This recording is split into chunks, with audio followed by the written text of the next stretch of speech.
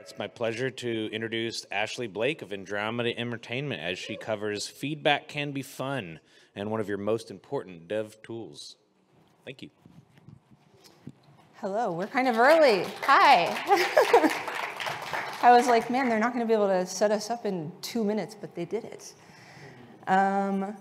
Is there a way for me to have my notes on this screen by any chance? I have a very detailed script, but not on that one, preferably. They're thinking.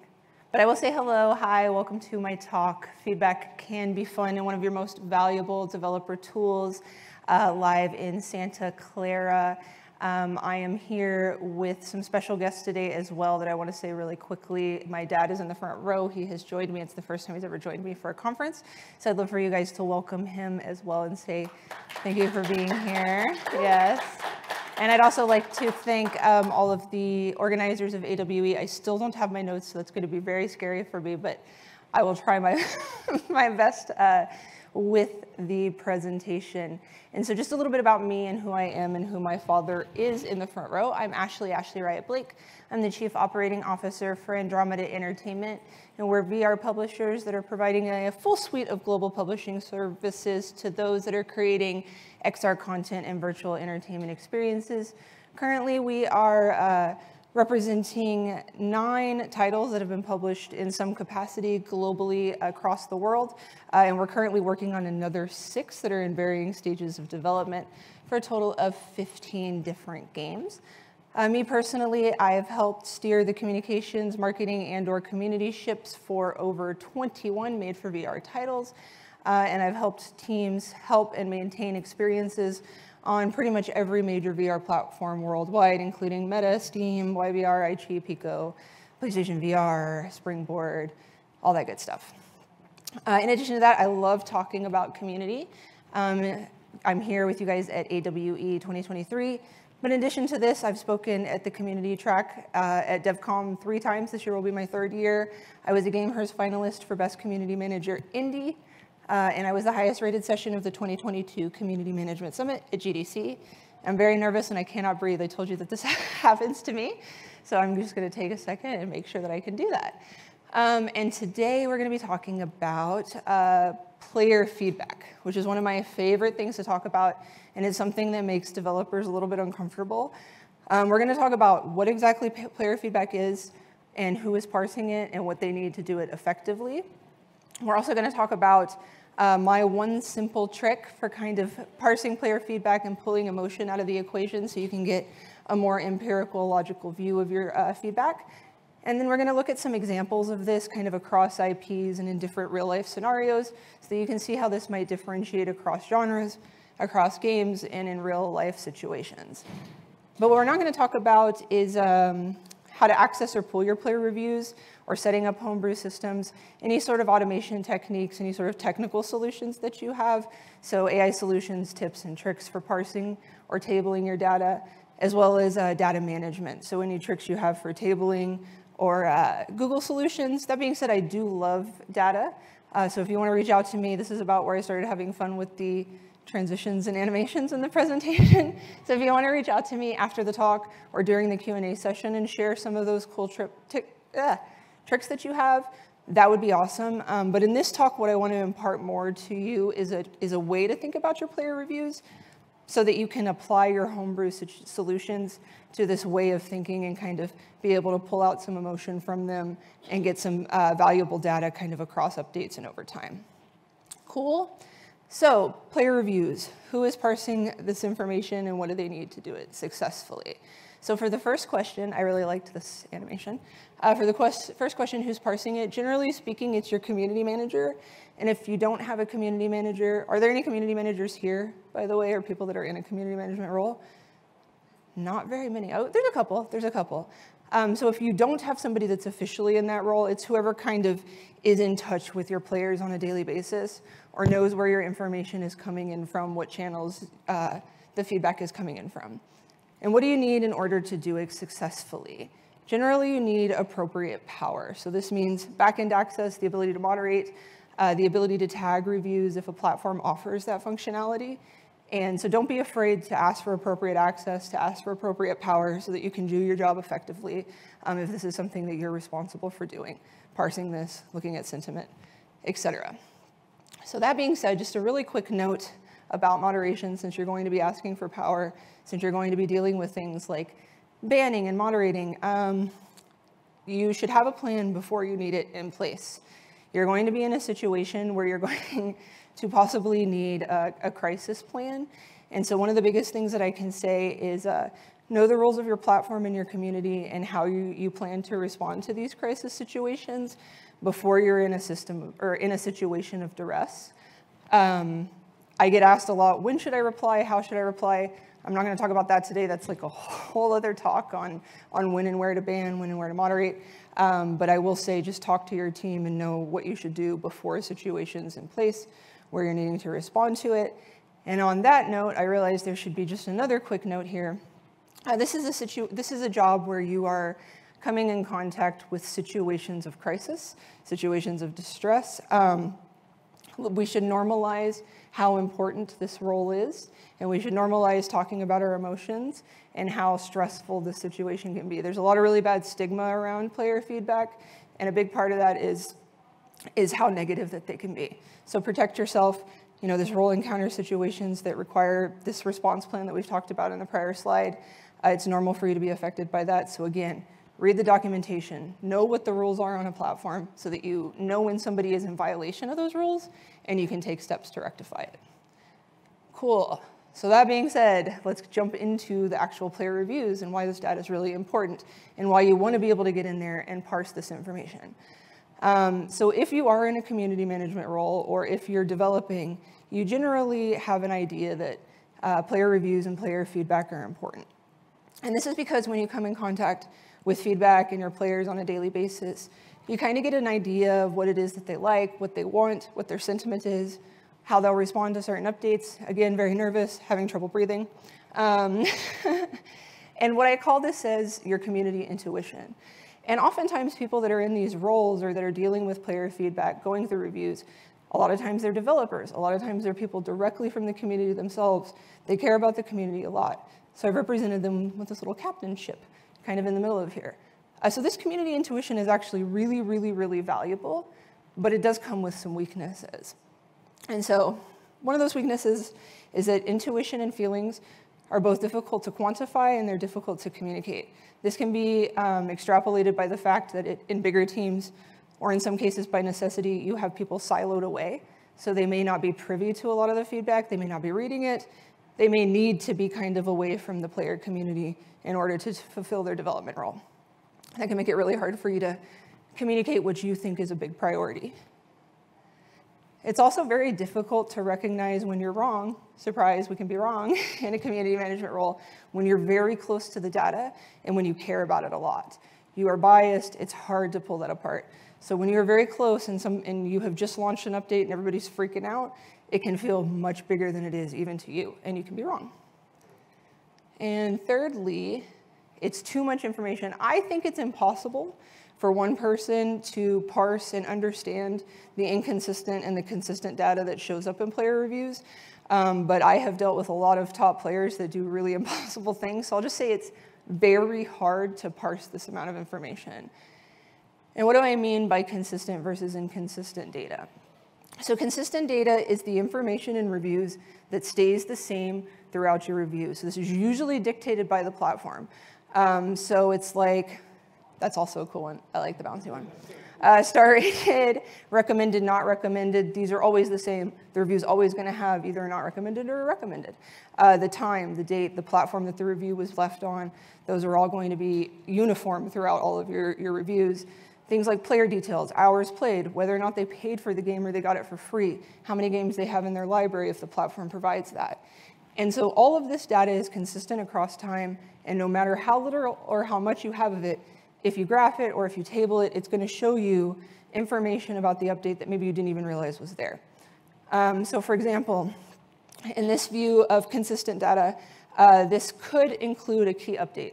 For example, all of the recommended reviews after this update seem to go up. So this update shows that something was done right. Either a feature was introduced, a price reduction happened, something that the community has been asking for, a bug was fixed, but I can see that really clearly that something happened with this update that caused the reviews to go up in the recommended. I accidentally went backwards. It's like, that doesn't make sense. So it doesn't matter if you even have a homebrew situation. So let's say all your tracking is forums and Discord, but let's say that you can see that most of your useful information or most of your player reviews are coming from Discord. This is another data point that you could track, and it could be something that you utilized in an update to say, hey, we should do an event in our Discord, or this should be maybe where we focus on increasing our engagement, increasing our community numbers, is by doing a Discord kind of engagement campaign. Cool. So when I'm talking about inconsistent data, this is kind of the opposite of that. It is different between every review. It tends to be in the body of the review or dictated by the player that's leaving it. So because of this, what's important to one person may not be important to the other. It's a lot of self-reporting. It's a lot of sentiment expression, so how they feel, and that's very difficult to understand. There can be copy pasta in it. You have no control over it. Sometimes they'll be giving you developmental advice or prioritization advice when they don't have the full story. The developers really like to get that information. It's really, really helpful. And so what's important to one user may be completely different to another user. And what's inconsequential to one may be game-changing to another. So this is what we mean by inconsistent data. And this is what makes it really difficult to parse player feedback. It also has little to no context. And this data relies very heavily on community managers to parse and understand. So a lot of times they'll understand that something is going wrong or something with an update is not sitting quite right, but they can't really quantify it or explain why. And it might feel like this. But what if we could take the inconsistent data and make it more like our consistent data? Kind of give it some context, give it some relation to each other, track similar instances of the same types of reports, and make all of the user reviews between 1 and 2 users and even 2 million kind of the same. I'm so glad you asked, because that's what we're going to talk about. Tags, that's it.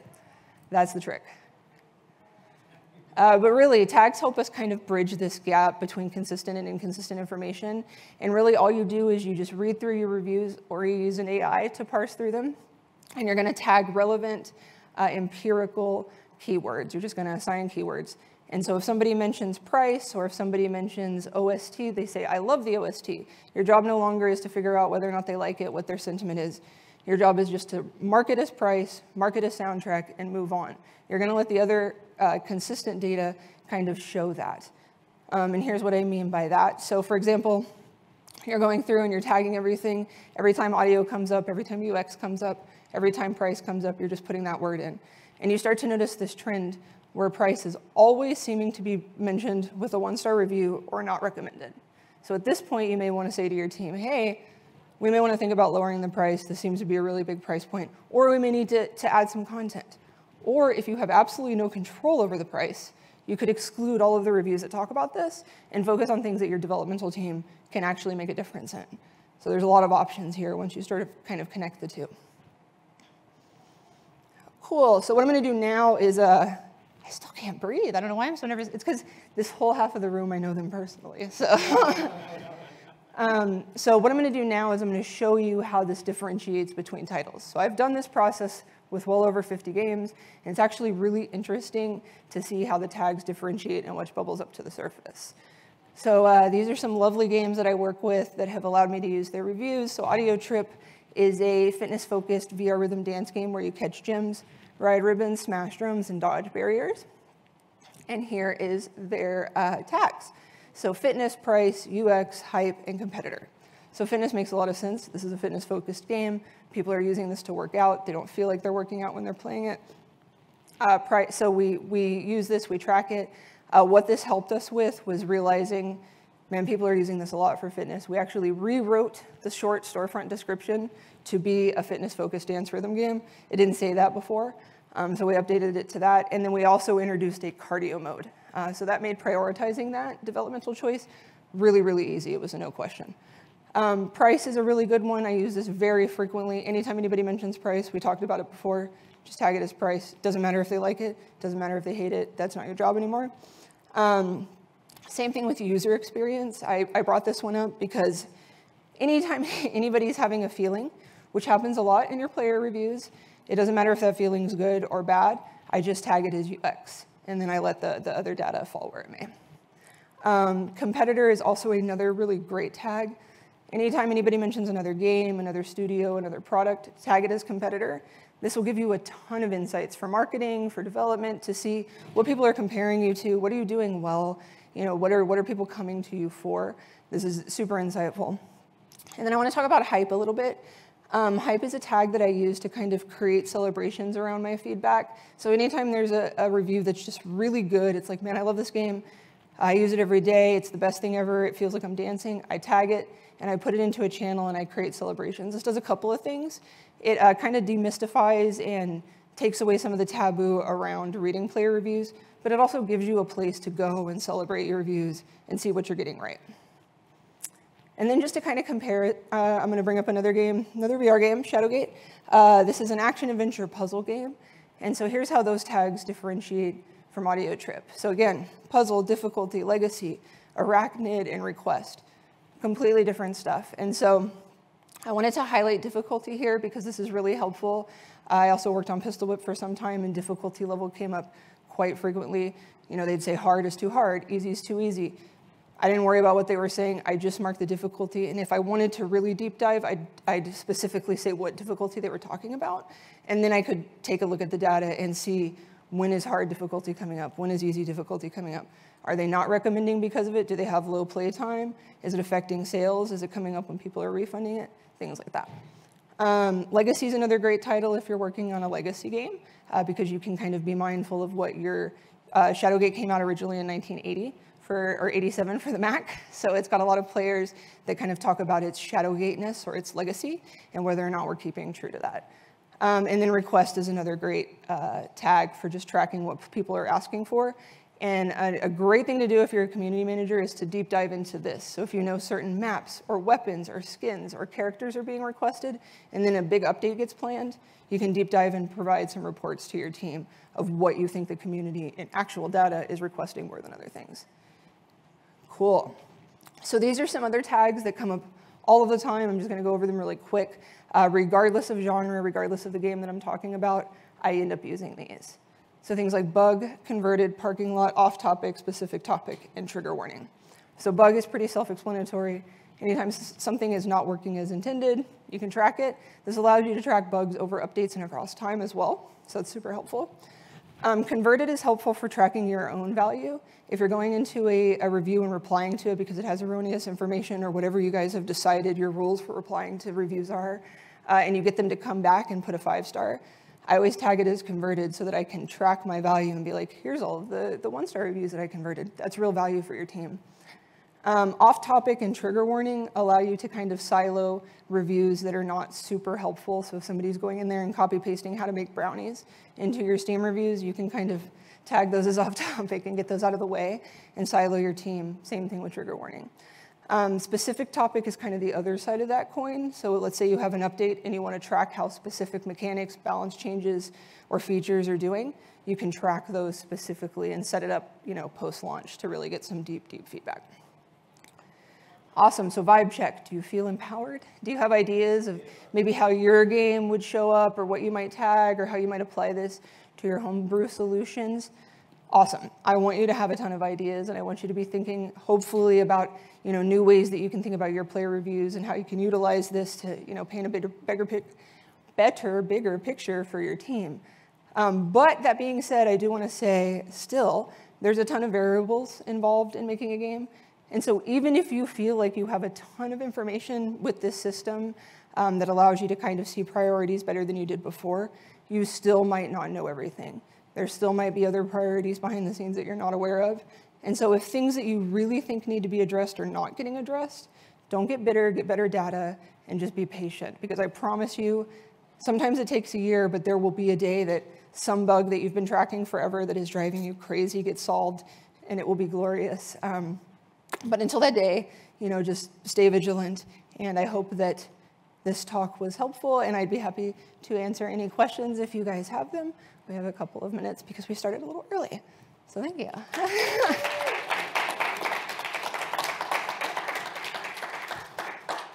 And it's very bright out there. So let me know if you have any questions. I'd be happy to answer them. Or if you have any solutions for like AI or how you're tracking your feedback, I would be excited to hear those as well.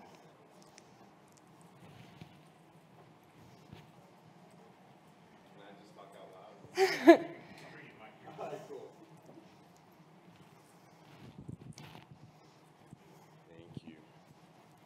loud? First off, I want to thank you for that great talk. And secondly, I mean, this is definitely important for devs. Have you seen it be useful for a marketing team when they're figuring out what their strong selling points are when they're marketing a game? Yes, all of the time. So, with the fitness option, we changed how we marketed it. We rewrote the storefront copy. We introduced in an update a full cardio mode. But it also steered a lot of marketing decisions and choices with, really every game that I've worked on, I've used this. From pretty much every game in that screenshot, I've used this system to track feedback and to track priorities and see things over time. So I could give you probably 50 examples of the way that we've done it. Another thing that I wanted to mention, but I was worried about time as well, was with Shadowgate. There are some enemies in that game that are giant, very scary spiders. And a lot of the feedback that we got were arachnid and arachnophobia based. And so we had to introduce an entire silly spider mode to combat that. And it immediately stopped the reviews, the negative reviews of like, I can't play this game, it's horrifying, I have arachnophobia, I cannot handle this. And this is a really real thing. It's something I actually study at university now. And so yeah, there's now a silly spider mode. And it was a big update. It was a community-driven update.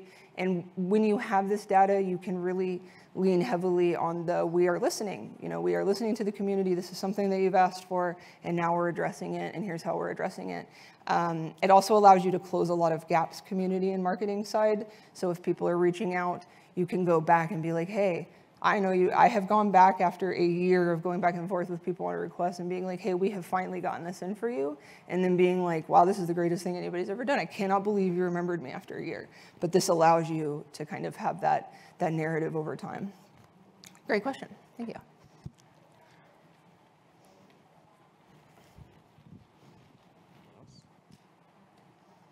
No.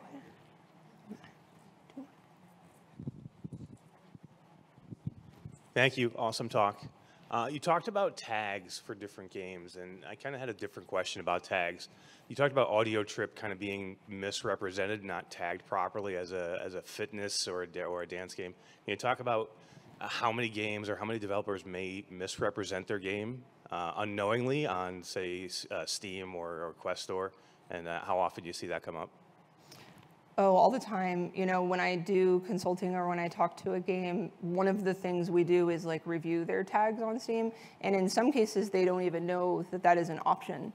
And they have never even assigned them, or they have like the little red exclamation point that's like, please go through and audit your tags and make sure that you have them. So really all the time. A lot of times marketing and community is kind of an afterthought.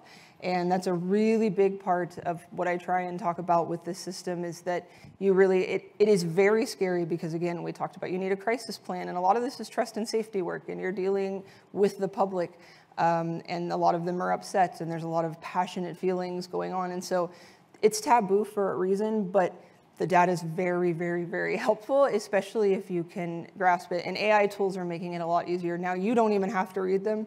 You can have AI go in, and I could do, I'm actually putting together a whole talk on that because it makes it a lot easier to go in and determine sentiment and tapping into that. It doesn't have to be a be-all and all. You don't have to have an entirely data-driven approach.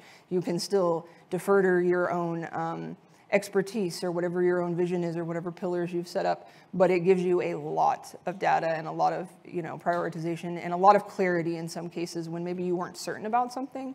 This system helps a lot to like narrow in and really give you a clear vision for what should be worked on next. Thank you. Hi. What platform do you use to assign tags to different reviews?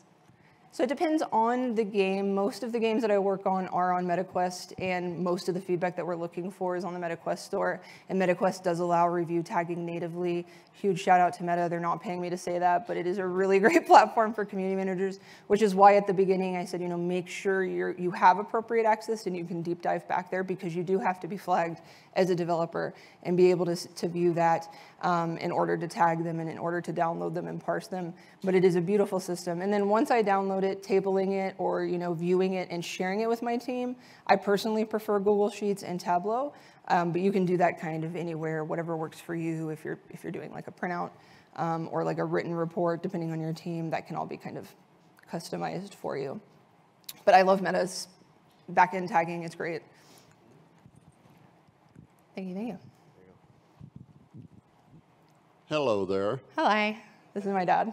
Very good speech. Thank you. I do have a question for you. Are you gathering up any data on people with handicap as myself to be able to play these games? Yeah, definitely. So a tag that I use very frequently is accessibility. So anytime anybody brings up any sort of accessibility commentary, and there are some people in the VR space that are doing, so my dad has ALS, and I did kit him out with a MetaQuest kit, and he loves games like Walkabout because he doesn't need to have the full motion in order to play those games. You can play them without kind of lifting your arm. I think there needs to be more, but I know that people are working on it very hard. The Alchemy team does amazing things. I talk to them all the time. Jasmine's here. If you guys don't know Jasmine, she's part of the accessibility team at Alchemy, and she's amazing. And yes, we do track it. We track and we do test for accessibility as much as we can. And depends on the game. So some games we test complete seated, so that you can play completely seated and with no controller, with just your head motions. And that accessibility is very important. But yeah, that is a tag that I use really frequently, and it is a good question. Something I care about a lot. Thank you for that question. And anybody else? Then I think we're all good. I will let you guys leave. Very good timing. Thank you so much. Fantastic presentation. Thank you so much.